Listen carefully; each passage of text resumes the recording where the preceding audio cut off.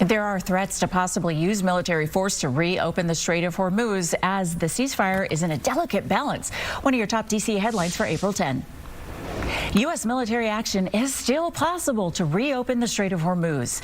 UK Prime Minister Starmer says that he and President Trump talked about options on Thursday to force passage through the Strait of Hormuz, with the strait still effectively closed 3 days after the ceasefire was announced.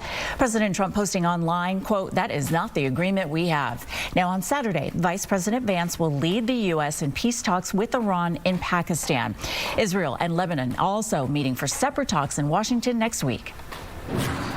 The Pentagon cannot keep reporters out, and Secretary Hegseth had better let them back in.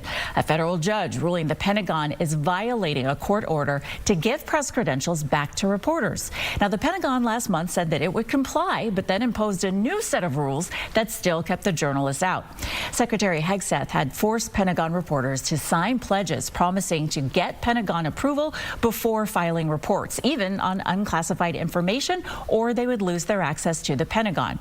Last month, a federal district judge ruled the Pentagon's policy violates the constitutional rights of journalists, ordering the Pentagon to return the press credentials to at least 7 reporters. An interest rate cut from the Federal Reserve is looking less and less likely. Inflation in February held at 2.4% from January, but was still higher than the year before.